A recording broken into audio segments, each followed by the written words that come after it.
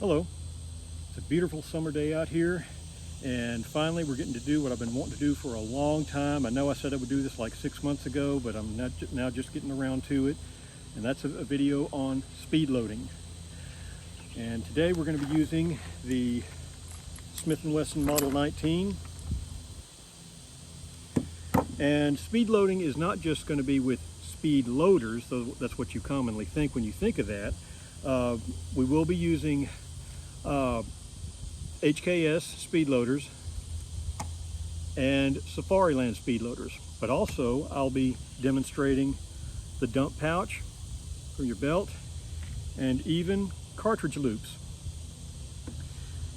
Now, most of the time when you see somebody reloading on YouTube or shooting a revolver on YouTube, you see them doing something like this.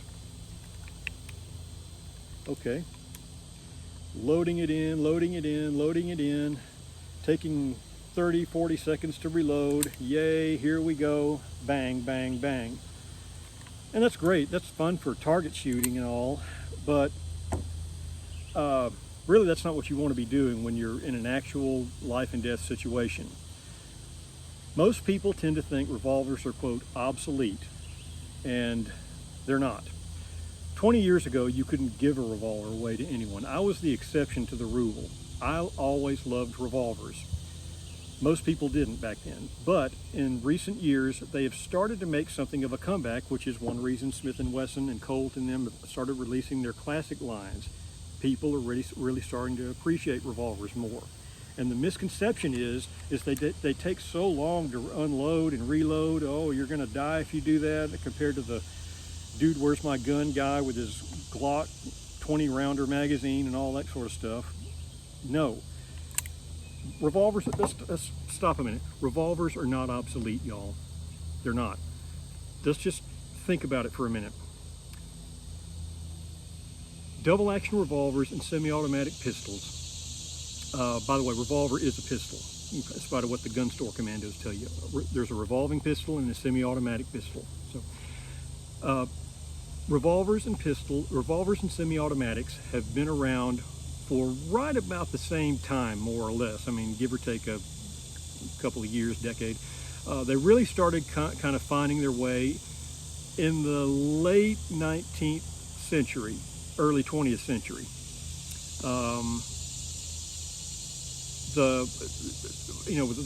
For Americans, the 1911 was pretty much the shining star of the automatic genre, I would say.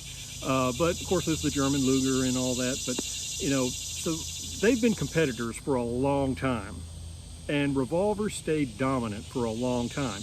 High capacity semi-automatics have been around since 1935 with the Browning High Power. But think about it. That didn't really take hold in America or even around the world to, it was popular. Certain people liked it, but, it really didn't take hold. That thinking didn't really take hold till about the 1970s with the Wonder Nine era. And in the United States, law enforcement, police officers and civilians continued to use revolvers predominantly well into the 1980s and even the 90s. Nobody thought about that these were obsolete and you're outgunned and all that. I mean, some people did, but they're not. They're really not. And if you know how to use a revolver, if you understand its advantages and its fundamental simplicity, it really makes sense in a lot of ways. It's and everybody likes to go back to things like the FBI shooting in Miami. Now, there are people out there that have done a great deal of research, and Paul Harrell's probably one of the best videos I've seen on the FBI shooting in Miami. This was a shooting that took place in 1986 in Miami. The FBI versus two bank robbers that were crazed. I mean, they were out of their minds, and it was a bloody shootout. That people like to go to that and say revolvers are obsolete. Revolvers are obsolete. Well, let's think a minute. Let's look at that. This is something Paul Harrell indicated in his video, and I noticed too. About half the agents in that shootout were armed with semi-automatic, high-capacity 9mm semi-automatics. The other half were armed with revolvers. and I know, don't get on there in the comment section and tell me, oh well, this many and this many. Roughly half and half. It's just, I'm just going to go with that. The 9mm guys, they ended up expending their rounds, reloads and everything, and made only one, maybe two hits. The fight was ended by a guy with a revolver and a shotgun. He had a shotgun and a revolver, and he was disabled. One of his arms was partially disabled. Shot placement is what counts. Now this isn't saying that semi-automatics are bad or all that. If that's your thing, that's great. Do that.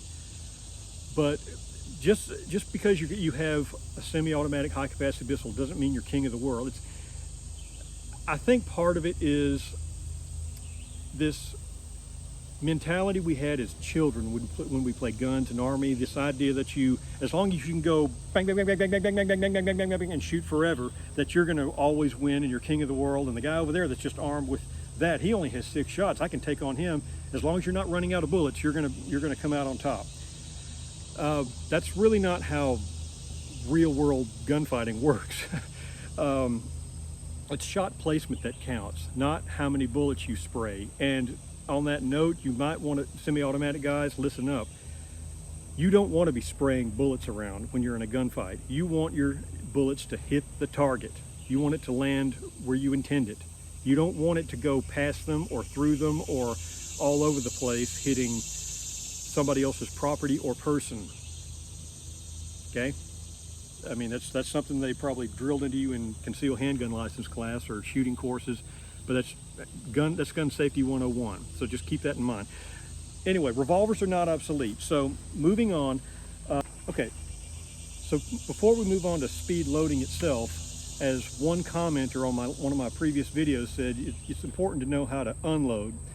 Now, he took a little issue with my personal method, and that's his right. I mean, there are several ways to do this, and each have their pros and cons. I have my way that I've done it for 20 years. My way is, well, one way to do it, let's start with the old-fashioned way of breaking the gun upside down and doing this.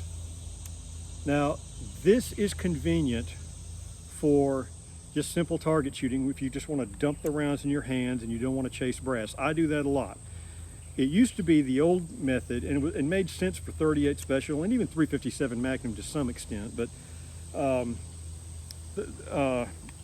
it seems simple, and you're reloading from either a pouch or your pocket or even a speed loader. But the problem with this is, if you're shooting full powered 357 Magnums, sometimes, especially if they're particularly hot, they tend to flare to form. And what that means is the shell is in the chamber, it fires, and the casing flares to fit the chamber exactly, and your thumb simply doesn't have enough strength to push it out. You've really got to work at it, and that's not something you want to be going on in the middle of a gunfight. Also, the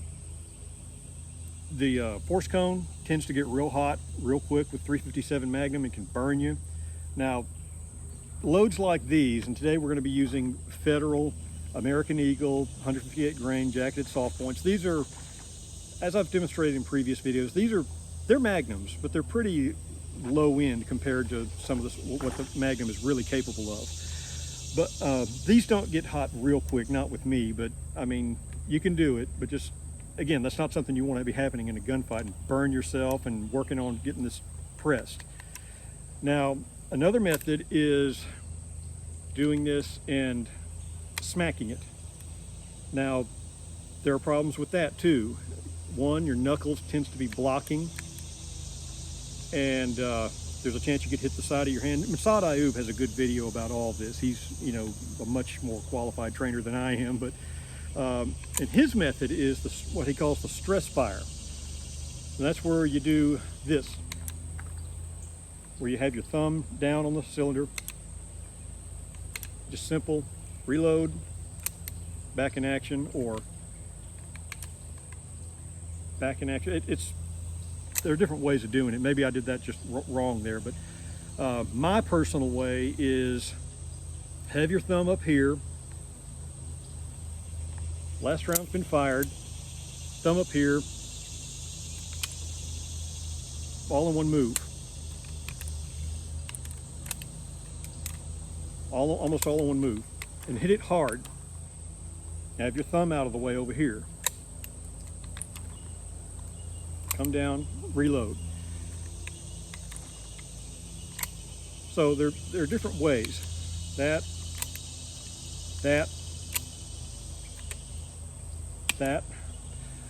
and the disadvantage to smacking it with your hand either way is if you're not careful, there's a tendency to bend the ejector rod, and then you're really in trouble. That's why I prefer to do this.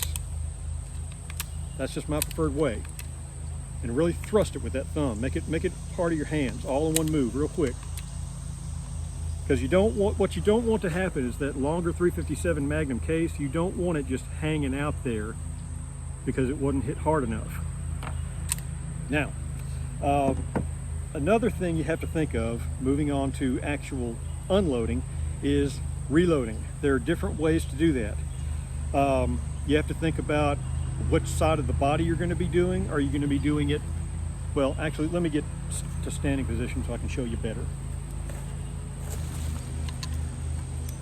From the other side, with HKSs, you simply do this. Back in action. So, that's another way. Safari Land, left side. Back in action. Safari Land, right side.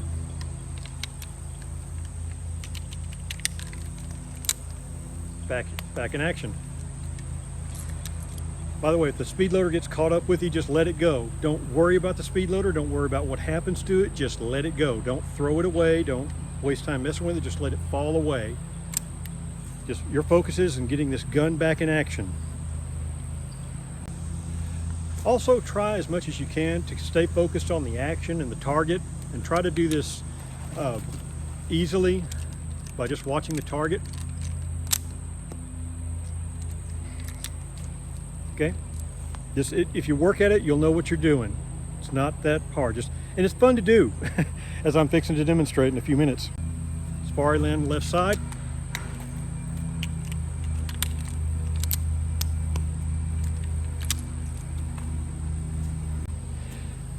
Now, if you don't have speed loaders, or if you don't want to use them, that's okay too. Nothing wrong with that. There are disadvantages to it, of course. You think it takes longer to reload if you don't have speed loaders. Yeah, it does, but it doesn't have to be like you see in the movies, in the cowboy movies, one cartridge here, one cartridge there, one cartridge, or reaching into your pocket, fumbling with cartridges. Doesn't have to be that way. Dump pouches, I forget, these are called something else too. I forget off the top of my head, but these dump pouches, technically I think dump pouches kind of work upside down, where you open a pouch and the cartridges dump into your hand. These are more, I forget what they're called, but anyway, this is one I've had for about 20 years. It's, as you can see, it's more concealable. It's closer to your body. Same thing with the cartridge loops here. This is kind of a flimsy one that I had made up, Leathersmith made for me years ago. I've ordered something a little bit better, but I'll demonstrate this as well. But it doesn't have to be hard. This doesn't have to be hard. I mean, it adds a little more ammunition if you're already carrying speed loaders. Always a plus. If there's a lull in the action and you don't want to go to your speed loader because you might need that for a quicker emergency, yeah, like you're going to have time to think about all this in the middle of a fight. Maybe you will, but it's really not hard. You just load two at a time like this. Back in action. And if you really practice, you can load as many as 3 at one time.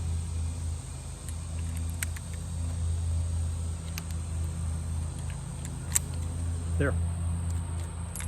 And by the way, if you drop one, if one falls from your hand like that, don't stop. Don't stop. And HKS is one of the disadvantages of them, the knob speed loaders. Sometimes a round will get pulled out as you drop the speed loader away. Not often, but it does happen. That's one reason, the main reason I think Safari lands are better, but HKS is better than nothing. But if that happens, don't stop. I know there's a tendency to go, dang it, and want to pick the round up and all. When you're practicing to train, don't do that. Just follow through. Keep reloading. Even if you only had 5 rounds on the gun, it's fine. Don't worry about it. You just make yourself keep going because your life depends on it. Okay? Here's with the cartridge loop on the left side.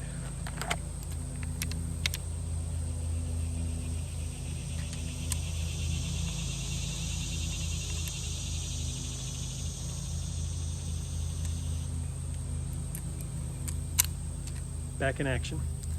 Now notice I actually miscalculated and got started from here rather than here, so I had to reload 3 times.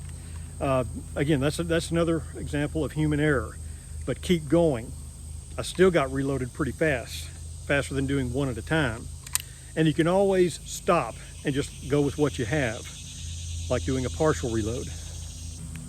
Many years ago, a police trainer on the internet told me that it's best to hold your ammunition for a revolver on your dominant side of the body with your gun, because if you're crouching and in a crunch, and it gets harder to get to your ammunition over here. So kneeling is another thing you might want to think about when you're doing this.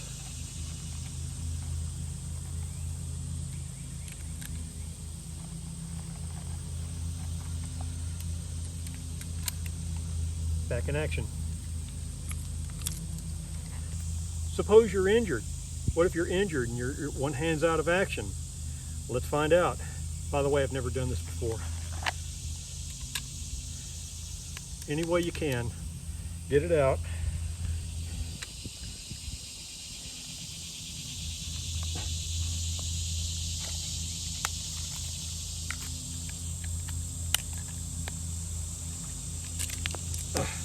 Lost 3 rounds, but I'm back in action. Again, if you mess up, keep going. Left hand. Oh boy, I'm right hand dominant. Fortunately, it's my reloading hand. Don't want to put it in the dirt.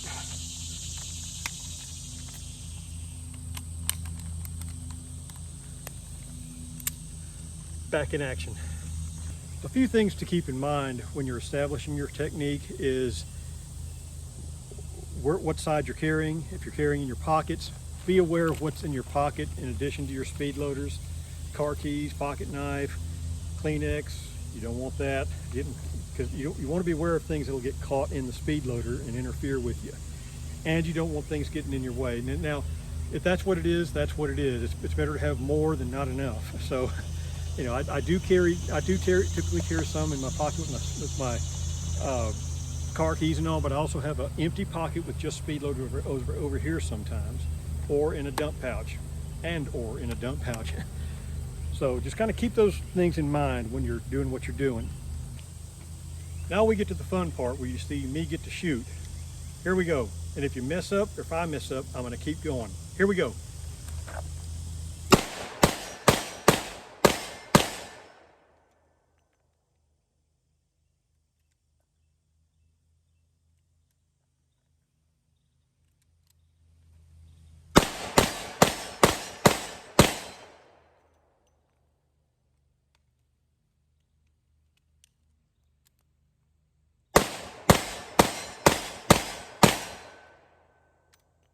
Getting hot.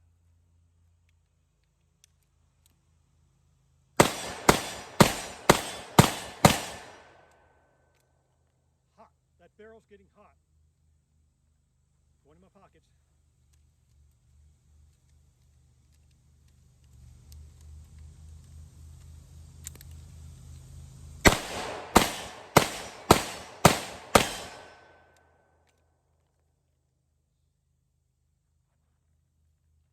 I can't even handle the cylinder anymore, but it's working.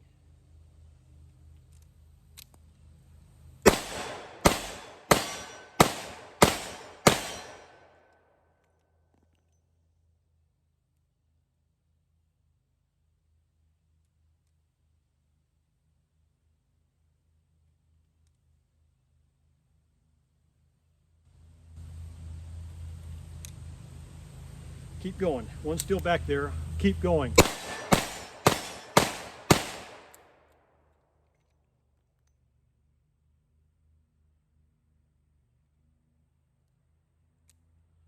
Burns my hand. And that's it. Wow. Well, I decided to wrap this up inside since we actually, in spite of all that sun, a little drizzling started to come in while I was cleaning up. But guys, that was fun. I had a lot of fun doing that. But as you saw, I messed up a little here. I had one round that wouldn't quite push out of the cartridge, push out of the loop out all the way. And I started to go back for it. My mind said, no, you've had 2 reaches back there, keep going with 5. It's just little things like that. Just keep going. If you mess up, keep going. If rounds drop, keep going. The barrel gets hot. I actually had never fired that many rounds through a 357 Magnum. I usually don't do more than 18 or 24. But as we got on up there, I think that was about 36. I think that was about 42 rounds. And maybe 48. I have to go back and count. But as it got up there, that whole gun really started getting hot. I mean, it's still warm just from coming in the house. I can handle it now. But, I mean, the whole gun started getting hot to the point where I couldn't even touch it over here. I could barely unload it and then hit it. But I certainly couldn't touch the cylinder to reload it like this. I couldn't touch the cylinder at all. In fact, I think I may have burned myself just a little. So I just had to kind of hold it and then substitute with this hand and go in. I'd never had to do that before, but I did it. It's just, you've got to think and improvise as you go and think quickly. And I'd never done it. I mean, I had to do things in that video that you just watched that I'd never done before. But it was challenging. It was fun. I enjoy it. And you'll enjoy it too. If you get a revolver, which I encourage you to do so, even if you're a semi-automatic guy, get a revolver and practice with a revolver. It is fun. So the next time somebody tells you revolvers are obsolete, they can't do the job, they're hard to unload, they're hard to reload. No, revolvers have come a long way in their ability and technique, and with speed loader technology, and even with dump pouches and cartridge loops, guys that knew what they were doing could reload them pretty fast. And if you're in a real jam with a huge gunfight, I mean, where you got a guy with an AR-15 or whatever, don't make the mistake of thinking because you've got a high-capacity semi-automatic, it's gonna win the day. The truth be told is, and this is something that people understood 50, 60, 70 years ago in the gangster era with John Dillinger and Bonnie and Clyde and so on. The Texas Ranger, Frank Hamer, went after Bonnie and Clyde, Melvin Purvis, the FBI, they didn't go after criminals with just handguns. They went after criminals with long guns. If you're in a bad situation, you need to be armed with a long gun. This becomes your backup gun. Whether it's a semi-automatic or revolver, it becomes your backup gun. If you're facing a home invasion, a riot, or whatever, you need to have a long gun. Whether it's an AR-15, a pump shotgun, whatever. Just keep that in mind. But revolvers, they can still do the job. They can still do job, and just as well as they always have. And I hope you've enjoyed this video. I've sure enjoyed doing it. And if you like it, please like, share, and subscribe. And I look forward to the next video. Thank you.